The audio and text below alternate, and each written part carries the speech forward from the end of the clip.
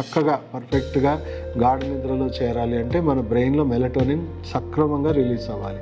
So దాని పరంగా మనం ఏం చేయాలి అని అంటే, అది రిలీజ్ అవ్వాలి అంటే మనం టైంకి తినేసి 6-6:30 తినేసి 7 నుంచి ఇలాంటి బ్లూ లైట్ మన కంటికి తాగకుండా అనుకుంటే బ్రెయిన్లో మనకు ఆ మెలటోనిన్ అనేది చక్కగా రిలీజ్ అవుతుంది. 8 o'clock మీరు బెడ్కి పరిమితం అయిపోయి 8 o'clock to 9 o'clock బెడ్ మీద ఉండడం వల్ల అయినా కూడా నాకు చాలా ఆలోచనలు వస్తూ ఉంటాయి, రెస్ట్లెస్నెస్ ఉంటుంది, నిద్ర పట్టదు అనుకుంటే మీరు ఒక బుక్ తీసుకోండి, భగవద్గీతను. ఏది మీకు మానసికంగా ప్రశాంతత ఇచ్చే పుస్తకాలు ఏమైనా తీసుకొని ఏకాగ్రత పెంచుకొని ఆ రెస్ట్లెస్ మైండ్ని కంప్లీట్గా కంట్రోల్లో పెట్టుకొని మెల్లిమెల్లిగా మెలటోనిన్ రిలీజ్ అయ్యి మీ నిద్రలో పోతారు. సో అలా మీరు జీవన శైలిని కరెక్ట్ చేసుకోవడమే ముఖ్యమైనది.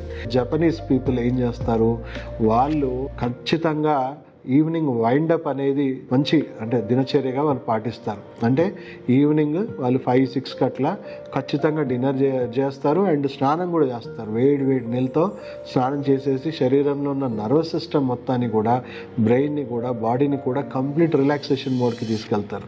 ఒకవేళ మీరు స్నానం చేయబుద్ధి కాకపోతే వేడి నీళ్ళలో ఉప్పు వేసుకొని కాళ్ళు పెట్టడం వల్ల కూడా మీ బాడీలో ఉన్న సింపథెటిక్, పారాసింపథెటిక్ నర్వస్ సిస్టంలో ఉన్న రెస్ట్లెస్నెస్ తగ్గుతుంది, రిలాక్సేషన్ అనేది పొందుతారు. సో ఇలాంటి ఎన్నో చర్యలు పాటించవచ్చు. ఇలా మనకి మెలటోనిన్ బూస్టర్ టాబ్లెట్స్ కూడా దొరుకుతున్నాయి కొన్ని హర్బల్వి. ఇంకా కూడా సమస్య ఉంటే దయచేసి వాటి మీద కూడా ఎక్కువ ఆధారపడకండి. ఎందుకంటే మళ్ళీ బ్రెయిన్ తయారు చేసుకోవడం ఆపేసి వాటి మీద ఆధారపడ్డాం. ఇప్పుడు చూడండి, నిద్ర మాత్రలకి అలవాటు పడిపోతున్నారు, ఆల్కహాల్, మత్తు పదార్థాలకు అలవాటు పడిపోతున్నారు. సో బ్రెయిన్ మళ్ళీ దాని మీద డిపెండ్ అవ్వడం స్టార్ట్ చేస్తుంది. సో వీలైనంత మటుకు మీ దినచర్యను మీరు పాటించండి. ఇవన్నీ జరిగినా మీరు సరైన నిద్ర పాటించట్లేదు అంటేనే అప్పుడు మీకు క్రానిక్ ఇన్సామ్నియా ఇష్యూస్ ఉన్నాయి, మీ గట్ హెల్త్, మీ ఇమ్యూన్ సిస్టమ్, మీ బ్రెయిన్ హెల్త్లో కొన్ని సీరియస్ ఇష్యూస్ ఉన్నాయని మనం అర్థం చేసుకోవాలి.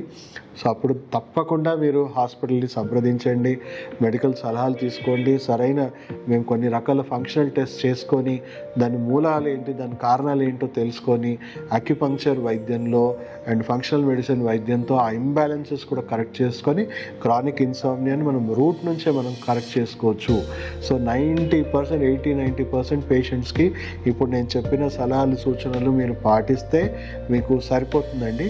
కేవలం ఒక 10% పేషెంట్స్లో ఇది లోపల ఉన్న ఇంటర్నల్ ఇష్యూస్, వాళ్ళ ఫంక్షనల్ ఇష్యూస్ ప్రకారం వాళ్ళకి సరైన వైద్యం అందడం వల్ల వాళ్ళు రికవర్ అయ్యే అవకాశాలు ఉన్నాయి.